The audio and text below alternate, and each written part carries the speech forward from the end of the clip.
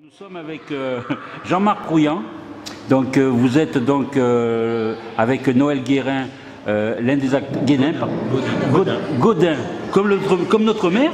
Oui, non, exact comme le poil. Ah d'accord. Comme le poil. Ah c'est les poils Gaudin. Oui, d'accord. c'est la famille, je crois. Ok. Alors et comme poil à gratter, Noël c'est pas mal. Vous êtes lui, et il est connu lui pour être l'entarteur. Vous, on va revenir aussi sur votre passé, sur tout ce que vous avez pu faire comme activiste, comme militant. Et puis à côté de vous, il y a quelqu'un qui est aussi dans le film, qui je pense aussi à... Alors je vous connais moins, donc vous allez le présenter, parce que c'est vrai qu'il paraît qu'il m'a raconté l'anecdote tout à l'heure, que vous le présentiez aux avant-premières, les choses comme ça, parce qu'on ne le reconnaissait pas.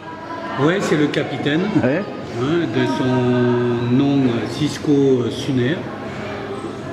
Il est d'origine catalane. Il fait du bateau, il est vraiment capitaine de navigation.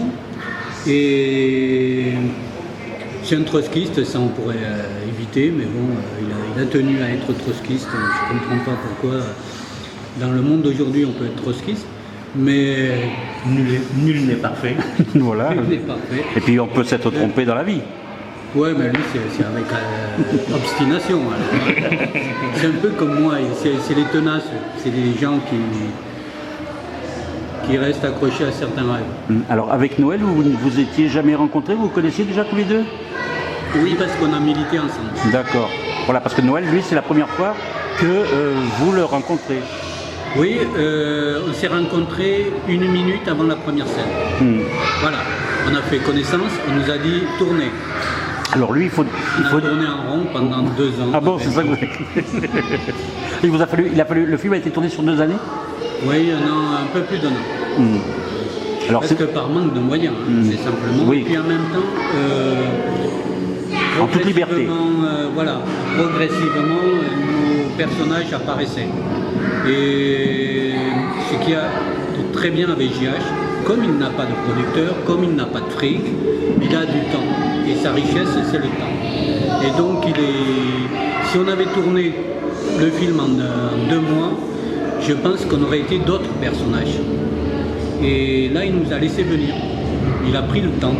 Et il a à peu près coupé tous les premiers 6 mois de tournage, il les a éliminés du montage. C'est-à-dire,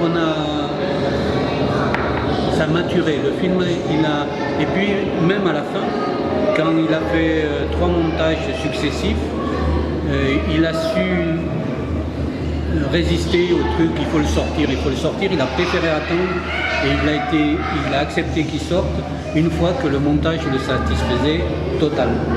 Voilà.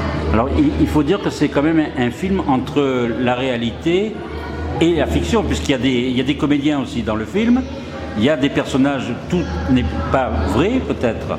Donc quelle est la part justement de réalité et de fiction, puisque vous cherchiez au fur et à mesure comment présenter ces personnages? Lui, il est trotskiste.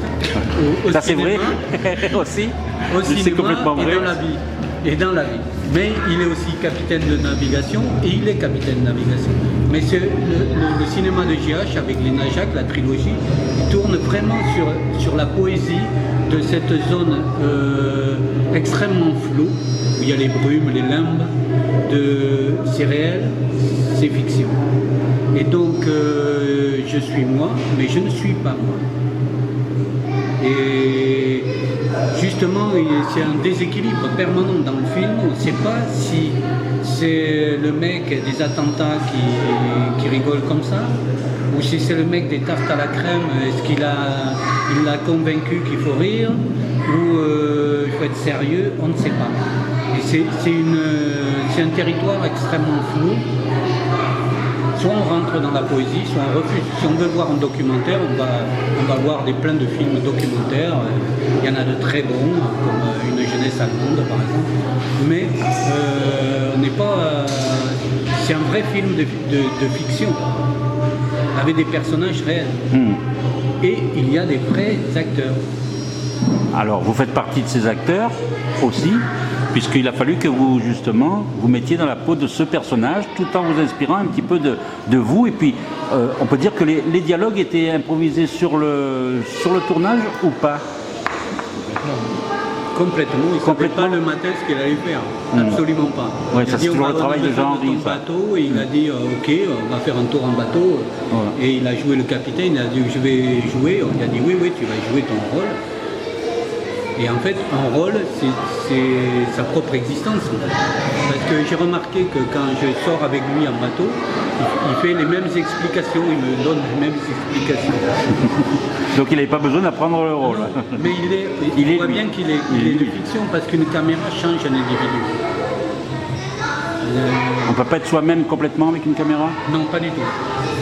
Pas du tout. Est-ce que vous faisiez attention à ça ou pas, vous? Non, Non, parce qu'on tourne grâce au numérique qui a changé le cinéma, mais en mal, parce que le cinéma est moins cinéma, mais en bien, parce que d'abord, comme dit GH, il n'y a jamais eu autant de cinéma dans les pays du tiers-monde qu'avant, ça aurait été impossible, et que les gens tournent moins cher, donc ils peuvent tourner, et en même temps, pour nous, les acteurs branleurs, quand on dit ça coûte rien une scène, bon, alors on a été mauvais, il disait GH, vous avez été super mauvais, on passe, on va ailleurs, on va essayer d'être meilleur. On fait pas deux prises avec GH. Parce qu'il dit, la deuxième, elle est toujours mauvaise. Vous n'êtes pas Marlon Brando, vous serez moins bon à la deuxième, parce que vous allez jouer. Et ce qu'il faut justement dans des personnages de fiction pour qu'ils soient vraiment réels, il ne faut pas qu'on joue. Et on ne sait pas jouer, c'est pas notre métier. Lui, il a été théâtreux, mais par exemple, le seul moment où j'ai eu peur dans ce film, c'est moi qui parle toujours, parce que lui, contre fils, il n'a pas le droit à la parole. oui, mais on va le laisser parler après. Il va nous parler de vous. Le seul moment où j'ai été impressionné, c'est quand on m'a dit tu vas tourner avec Sergi Lopez. Le matin, bon. Et en fait, ça s'est super bien passé. Ah oui, parce qu'il a l'impression d'être chez lui, voilà. Ouais, il était dans notre délire, et il faut dire, comme c'était un film autogéré, lui, il a compris très bien comment fonctionnait le film. Et au bout d'une heure, il a joué pleinement les jeux. Il a dit non, mais arrête, ne te mets pas là, mets la caméra ici, tu verras, je vais le sentir mieux si je vous vois là-bas, tac tac, et il participait même à la réalisation du film, comme c'est un film autogéré. Et oui, c'était lui qui nous suivait. Voilà, et donc, bon, on voit que c'est un monstre à côté de nous, c'est un monstre. Mais je pense que ça lui a plu aussi de tourner avec nous. Ah bon, on le sent de toute façon tout à fait à l'aise et tout à fait dans l'univers de Jean-Henri, tout à fait à son aise. Ouais. Voilà, parce qu'on peut dire qu'il joue un personnage qui est dans un camp de Rome. C'est ça, hein, voilà. Le gitan, oui, c'est pas pareil, oui. Ouais, c'est vrai. Voilà, le gitan. Un gitan dans un camp, en fait, c'était des manouches. Ah, et oui, c'est pour ça le cinéma, on triche.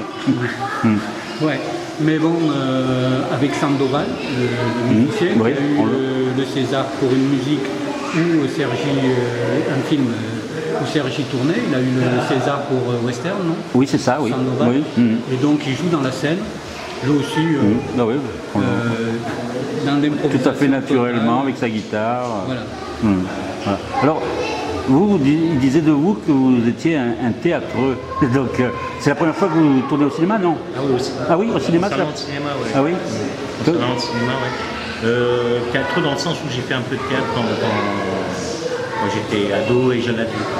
Au lycée? Non, il n'y a pas longtemps. Bref, c'est gentil. Ah bah, on est là pour arranger tout le monde. Non, voilà, sinon, aucune expérience concernant le cinéma, aucune expérience aussi. Alors, justement, tourner avec des choses qui sont personnelles, c'est plus facile ou vous avez eu l'impression de vous dévoiler? Ça a été plus facile pour moi. Pour vous que pour... Maintenant, pour les me autres, dévoiler, non, mais de toute façon, peu importe. Oui, c'est vous. Et moi, je sais, mais c'est l'ouverture de la scène. Quand je sors de la cabine et je les engueule parce qu'ils arrivent à la bourre, là, je sais que mon palpitant, il devait être à 200. Et je trouve que je surjoue pendant au moins 30 secondes. Mais c'était, voilà, comme il n'y a qu'une prise. Et c'est vrai que j'étais préoccupé par la montée de Noël sur le bateau. C'est là que j'ai réalisé, je me suis dit, il y a quel moment bon, comme il est physiquement beauté et tout, enfin, etc. Imposant, disons. J'espère pas Qu'il tombe. qu'il arrive problème. Par contre, on le voit dans le film, c'est bien passé. Et oui. On l'a pas refait 2 fois, on l'a fait qu'une fois. Ah oui, c'est comme la scène quand il glisse, qu'il monte sur la boue. Parce qu'il aurait pu tomber là. Là, il aurait pu, parce qu'il était à 2 doigts. Mais et qu'il arrive un membre de la sécurité de Stevens, un cagoule, qui voulait pas être filmé, mais il a vu que ça tournait la catastrophe. Alors il a donné un coup de main, un coup de pouce, on peut dire. Voilà. Alors, vous, Jean-Marc, le fait justement que maintenant vous fassiez du cinéma, que vous soyez passé par la case poésie, littérature, le côté aussi sport, vous avez fait du sport social, on peut dire ça, et puis vous avez fait aussi une case prison si on était au Monopoly. Oui. Est-ce que justement... les 200 € en oui. passant par là. Et oui. Alors, qu'est-ce que ce film représente pour vous, puisque c'est la première fois qu'on vous voit sous cet angle-là, disons? Parce qu'il y a peut-être eu des polémiques en fonction de ce que vous avez pu faire ou... Les polémiques, je m'en fous. Oui. C'est il y a 30 ans. Oui, de toute façon, c'est un combat. Il faut lâcher l'affaire. Je me fous des polémiques. Le seul truc, c'est que j'ai gardé de la guérilla le fait de il faut être là où on ne vous attend pas. Et exprimer aussi que la simplification qu'on a donnée à des mouvements qui étaient empreints de culture alternative, d'autres choses, de littérature, de poésie, de cinéma, ce qu'a montré le très beau film Une jeunesse allemande, justement, on les voit impliqués dans de la contre-culture. Notre époque est forgée par la Beat Generation. On a connu toute une expression culturelle qui ne pouvait pas être conçue comme déliée du militantisme de changer le système. Et je ne me vois pas faire du militantisme seulement distribuer des tracts et coller des affiches. Il faut être militant dans son expression, dans sa vie, dans sa création culturelle propre et s'adresser aux autres autrement que par des grandes phrases politiques.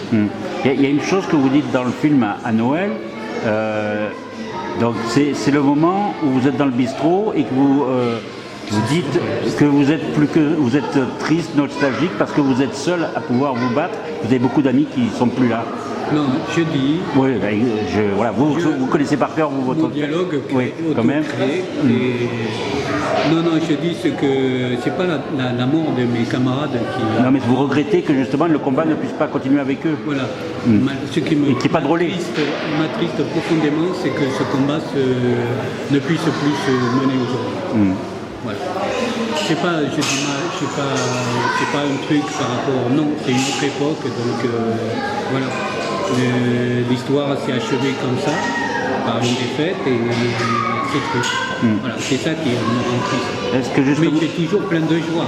Chaque fois que je pense à ces camarades avec lesquels j'ai lutté, j'ai toujours de la joie.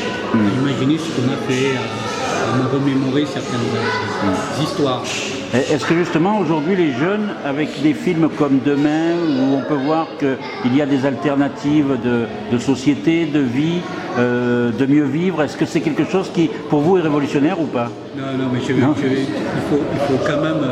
faut quand même relativiser tout quand on montre des documentaires sur des alternatives de lutte alors que le fascisme est dans notre pays, que l'état d'urgence nous mène à une censure totale, que les gens acceptent cette dérive fasciste qui est comme dans les années 20 est menée par la social-démocratie, et qu'on accepte ça. Me parler d'alternative entre le plan des carottes et la défense des grenouilles en terrain humide à Sivens, évidemment j'ai un peu les boules. Je dis carrément, je me demande si les gens se rendent compte de ce qui se passe dans ce pays alors qu'il y a des parachutistes sur la Canebière, qu'il y a des flics à tous les carrefours, qu'on prend une départementale, on tombe sur des barrages de 50 gendarmes. Non, il faut arrêter de dire qu'il y a des alternatives. Non, les alternatives, soit on combat ce qui se passe actuellement, soit on combat cet état de siège et toute la collaboration de tous les partis avec l'état de siège. on rentre chez soi et on dit la lutte n'est pas possible, mais on ne dit pas oui, il y a des alternatives, dans cette usine on a dit merde au patron, dans celle-là, tout ça. Moi j'ai été au Fralib souvent, je me suis battu avec eux, mais ça ne va pas changer le monde, les Fralib. Voilà. Alors justement, dernièrement, je crois que c'est hier ou avant-hier, il y a eu justement l'expulsion des propriétaires terriens du côté de Toulouse pour justement le projet d'aéroport. Donc là voilà, soi-disant la lutte va continuer, mais ils vont avoir quand même perdu ils vont être expulsés. Non, mais il faut Nantes. Non, c'est Nantes, pardon, Nantes. Notre-Dame de Nantes. Oui, voilà. Mais moi j'ai l'air offensif là-dessus, je ne veux pas mettre des rapports à une échelle dans la lutte. Il y a des gens sincères, je suis pour que les gens sincères, et surtout que les jeunes apprennent.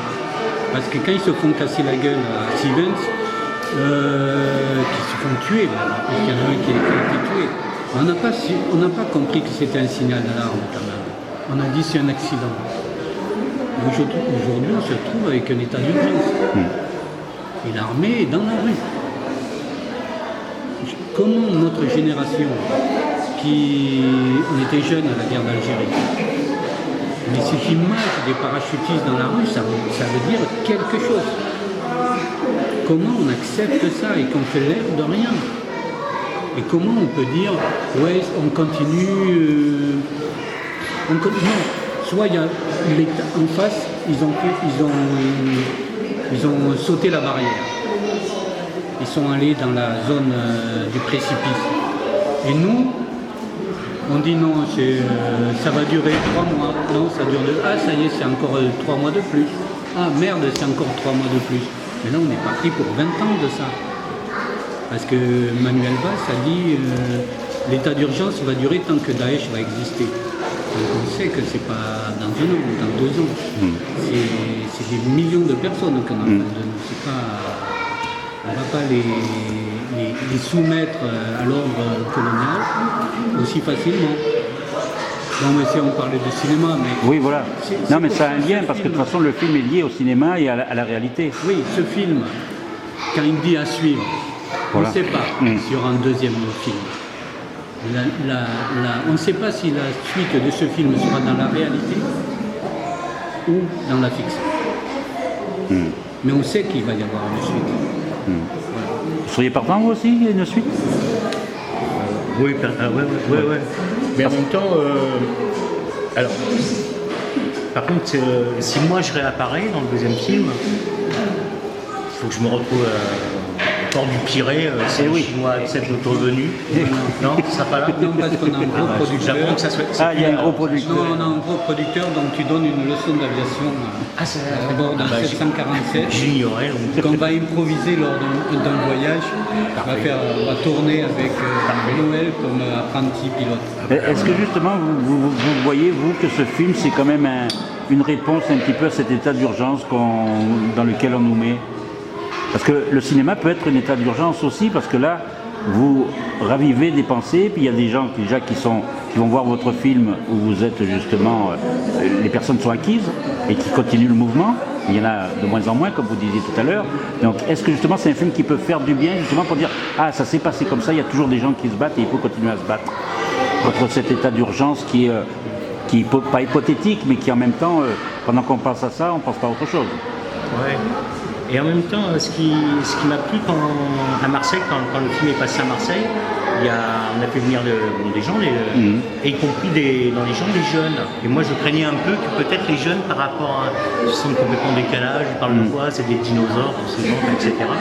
Mais pas du tout. J'étais vraiment surpris, parce qu'ils ont trouvé le film léger, mais dans le bon sens, sympa. Ils avaient peur peut-être un peu, justement, peut-être un côté un peu chiant, parfois du côté un peu militant, honneur de vin. Et là, pas du tout. Et au contraire, alors, après moi, là on va pas faire chez moi, mais justement sur Stevens et tout, par exemple, comme par hasard, c'est quand même des jeunes aussi qui sont allés à Stevens quand même. Donc, moi je suis pour la jonction, un peu des parties de masse jusqu'au Lanien et en passant par des gens comme lui, quoi. Alors est-ce que c'est possible?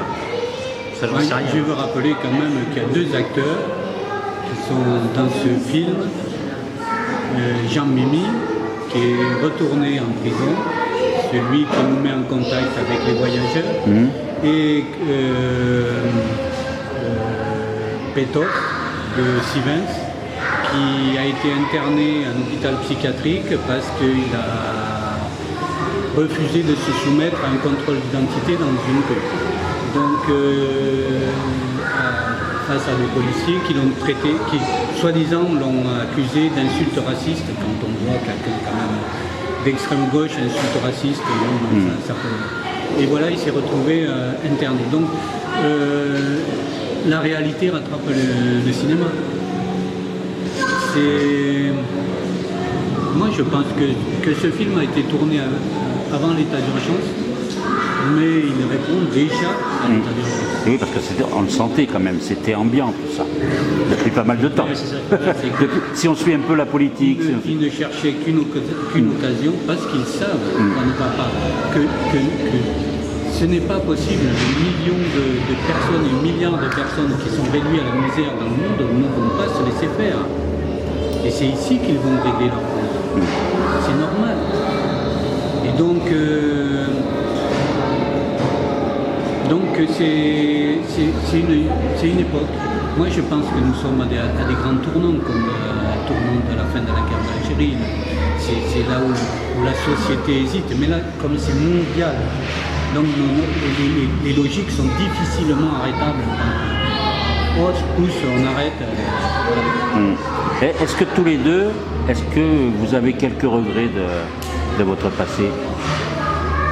Avec le recul. Surtout lui, il regrette d'être proscrit. Depuis le début, il dit ça. Est-ce que si c'était à refaire, vous referiez la même chose? Ben, lui, il ne serait pas à lutte ouvrière. Il a été milité, il a milité à lutte ouvrière, là, il aurait... Ah, mais comme je disais tout à l'heure, il a eu le droit de se tromper. Non, moi, aucun regret, mais lui, oui. Lui, il a des regrets, il doit se faire... Ah, il parle pour vous, donc prenez la parole. Parce que c'est sérieux, là, quand même. Parce que sinon, après, les gens vont le prendre au premier degré. Oui. Non, moi, ce que je dis, c'est que, on va dire depuis, je sais pas, on va prendre 68, parce que voilà, c'est une date qui parle à tout le monde. On a échoué avec notre acte, mais ils ont échoué avec leur bombe. Mais ça fait chier de le dire, c'est déjà supposé que... Mais ça fait bien plus de bruit. Oui, on s'en fout. Mais ça, par contre, voilà, effectivement. Non, puis, bon, enfin bref. Mais c'est beaucoup plus dur à l'heure actuelle, c'est évident qu'actuellement, même moi, je suis étonné de la rapidité à laquelle ça va. C'est-à-dire ce climat de tension, d'angoisse, un peu plus qu'a dit Jean-Marc auparavant. Et effectivement, notre passivité, je ne dis pas la passivité des gens, moi, malheureusement, je crois que non, j'ai une autre passivité. Et l'espèce, enfin, je sais pas, il y a trop de choses qu'on accepte. Visiblement, il y a... Alors, je sais pas où est le curseur. Je sais foutrement rien, mais actuellement, en tout cas, on avale. L'histoire de l'état d'urgence, par exemple. On dit l'état d'urgence tant qu'il y a risque de terrorisme.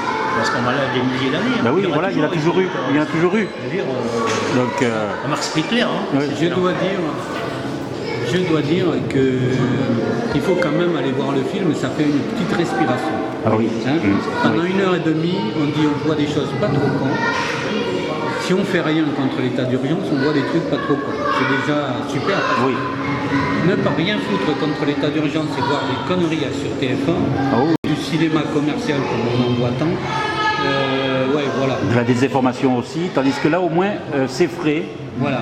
Il y a des personnages truculents, parce qu'on peut dire que vous êtes quand même amusant dans le film, hein, même si vous soulevez. Mais en tout cas, vous soulevez des questions. Et ça, c'est le plus important parce que les questions, chacun y réfléchit, on ne doit pas donner des réponses, je pense, hein, quand on fait du cinéma. Moi, je pense que et c'est là la force de Jean-Henri Meunier. Ouais, voilà. C'est un mec qui a su rompre avec le cinéma, en cassant la gueule à Toscan du Plantier, physiquement. Donc il a su rompre avec le cinéma et il a su rompre avec la mode qu'il fallait que les producteurs décident ce qu'il y avait sur le film, que les télévisions, les directeurs de chaîne font qu'un film existe ou n'existe pas, des directeurs de chaîne qui sont nommés par des présidents de la République, Et c'est eux qui tiennent les rênes du cinéma. Et de ce qu'on peut montrer au cinéma et ne pas montrer au cinéma.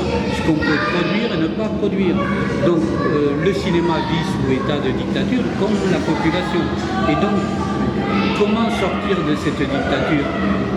Oui, il y a des réalisateurs qui disent ouais, on finit toujours par trouver les 500 000 euros qui nous permettent de tourner. Non, GH dit on tourne et après si on nous donne du fric, tant mieux, si on ne nous donne pas, ben, on s'en fout, parce qu'on montre le film. Bien sûr, il va être acheté par des chaînes télé, mais c'était pas notre préoccupation au début. On a dit on fait un film, après on verra. Et on le fait le plus collectif possible. Dans ce monde où on a individualisé tout le monde, tous les clampins qui ont une poste, ils doivent tenir leur poste et c'est tout. Dans ce film, le chef, le réalisateur, les acteurs, le preneur de son donnaient leur avis sur la scène, comment devait être la scène. C'est un foutoir, c'est vrai c'est un foutoir, mais on a réussi à faire un film avec des clopinettes. Et on emmerde. Voilà. Et en même temps, c'est un road movie où même les personnages sont à l'écoute des autres aussi et vont rencontrer d'autres choses. Donc ça, c'est important. Alors, on va terminer, si vous voulez bien, avec les jeunes, les enfants. Là, on entend de très loin des enfants, un petit bruit qui peut monter. Donc, c'est peut-être significatif. Donc, justement, la jeunesse d'aujourd'hui, comment doit-elle se battre parce qu'elle a beaucoup plus de... Je sais pas si c'est beaucoup plus, mais c'est vrai qu'elle a plus de soucis que nous à notre époque. Oui. Moi je pense. Et en même temps, visiblement, il faudrait qu'elle soit encore plus efficace que ce que l'on a été nous. Voilà. Ça va pas être difficile. Oui, mais en même temps, ils ont une pression encore supplémentaire. Non, mais enfin, ça peut... franchement, on n'est pas là. Moi, je préfère donner des questionnements que des réponses. Et je préfère aider que de dire il faut et ils doivent. Parce que là, même moi, avec l'expérience militante de 40 ans, même plus de lutte, je ne sais pas. J'ai des grandes lignes comme quoi j'ai des positions politiques, des analyses et tout ça, mais aujourd'hui, si on me disait qu'est-ce qu'on fait, là, je suis un peu démuni. La solution, c'est peut-être la culture de l'esprit. La contre-culture. La contre-culture, oui, parce que c'est vrai que la culture est d'État. A été la culture de la bourgeoisie est maintenant présentée comme une culture, la seule culture. Alors que nous devons construire notre culture. Nous devons agir culturellement et contre le système. Et pour ça, il y a deux classes quand même. Bien sûr. Ça va de soi. Vous avez repéré le trotskisme. Bien sûr. Et oui. Ah oui, mais c'est vrai qu'on a perdu la notion aujourd'hui. Oui, donc évidemment. On a perdu la notion. Et même quand on parle de pays du tiers-monde, il faut savoir que 90% de la classe ouvrière est aujourd'hui dans le tiers-monde. Donc ça change l'idée centre. La lutte de classe se lie à la lutte coloniale et tout ce qui se passe et ce qu'on voit aujourd'hui. Alors la sortie du film est prévue pour le 10 février à Paris, dans toutes les bonnes salles de ce pays. Voilà, comme ici aux Variétés à Marseille, par exemple. Et puis on ira de temps en temps foutre le bordel dans ces salles. Cisco proposera ses croisières à prix tout à fait raisonnable. Sandwich. Et il y aura des tartes à la crème que proposera Noël. Voilà, on pourra entarter qui on veut, non? Ça serait bien ça, l'armée des entarteurs. C'est vrai que ça nous manque un petit peu, c'est vrai que ça nous faisait plaisir de temps en temps quand on en voyait quelques-uns qui s'en prenaient une quand même. Oui, c'est vrai, et pas seulement BHL. Non, voilà. Voilà. En tout cas, il les attire comme l'aimant le faire. Merci beaucoup d'avoir fait ce film et c'est vrai que moi je pense que c'est un film citoyen et vous donnerez le bonjour à Jean-Henri de ma part parce que c'est vrai que chaque film qu'il fait, il pose de vraies questions et nous montre vraiment la réalité d'un monde qui est à changer. Voilà. Merci beaucoup. Merci.